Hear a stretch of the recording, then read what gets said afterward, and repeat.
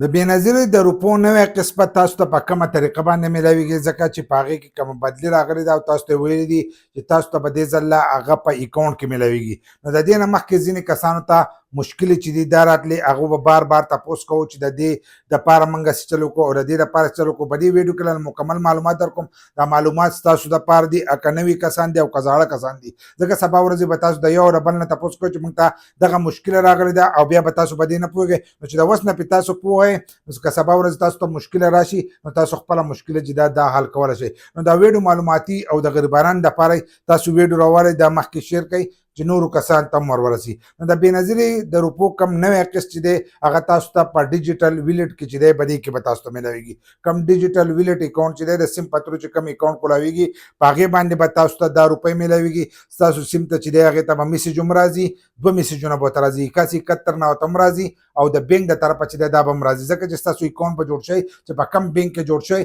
نو د هغې بینک نه به راځي. داسې به نه چې ټولو ته به یو شانتې راځي د هرې علاقې هغې ته به جدا جدا د بینک راځي. دا بینک کم کوډي د هغې نه به راځي لکه څنګه چې د ایزي پیسې 37 دی نو 37 نه راځي. دغه شان د جیس کم د الفلا پې کم یو وي دغه شانتې ایچ بي ایل کنیکټ د هر یو کوډ چې دی دا به جدا جدا تاسو ته به جدا جدا کوډ باندې راځي چې ستاسو روپۍ راغلي دي او تاسو خپلې روپۍ چې دی د خپل اکاونټ نه راولئ او که په خپل اکاونټ کې چې دی دا تاسو ساتئ. خو په دې کې به ځینې کسان ته مشکله دا راتله چې اکثر به ورته د ځلې مشکله راتله لکه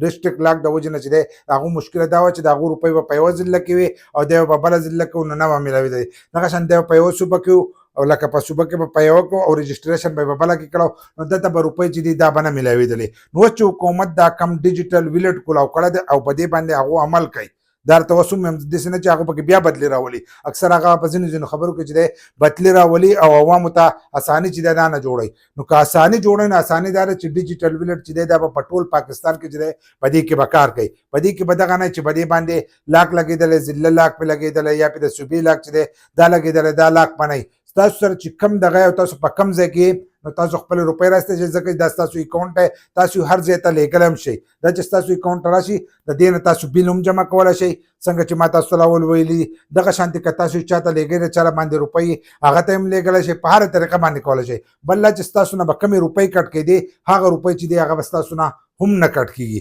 لکه روپۍ به ستاسو نه کټ کېږي. خو تاسو ته روپۍ راغلې بیل ورته جمع کړو چې ډایرکټ په دې بیل جمع شي خبره چې دی دا به ختم شي. که د چا باندې روپۍ د هغه اکاونټ ته ورولېږه روپۍ چې دی دا لاړې. خو که تاسو په دوکان کې راوکاږئ نو بیا د هغې چې کمې روپۍ کېږي دوکاندار اکثر رالي چې ایزي پیسه یا د جیس کیش روپۍ راوکاږي نو هغه اکثر چې دی په زرو کې لسالي دغه شان د هغو څه حساب دی هغه بیا ستاسو نه هغه روپۍ چې دی اخلي. خو که ډایرکټ پې تاسو بیل یا دا شیزونه پې جمع کوئ نو بیا ستاسو روپۍ چې دي دا به نه کټ کېږي او دا به تاسو ته میلاویږي. نو اوس په هغه سیسټم چې دی دا به نه چې په دې باندې د ضلع لاک لګېدلی او دا به تاسو ته په پلانۍ ضلع کې چې دی دا به نه میلاویږي. دا به تاسو ته په هر ځای کې میلاویږي. دې ځل چې قسط دی نو هغه به تاسو ته په مرحلو کې چې دی دا به هم نه میلاویږي دا به تاسو ته یو ځای میلاویږي ځکه چې دا به تاسو ته اوس په میاشتې په اخره کې چې دی یا د بلې میاشتې په اوله کې چې دی دا به تاسو ته میلاویږي. نو دا به ټول اکاونټونو ته چې دی دې ته به راځي او تاسو خپلې روپۍ چې دی هغه په هر ځای کې رایستی شئ. هغه چل به هم نه چې تاسو به یو دوکان ته ځئ او په هغه دوکان کې به تاسو ته میلاوي چې کوم ځای کې د موبایلو دوکان او هلته ایزي پیسې یا جیس کیش یا ستاسو کم د بینک اکاونټ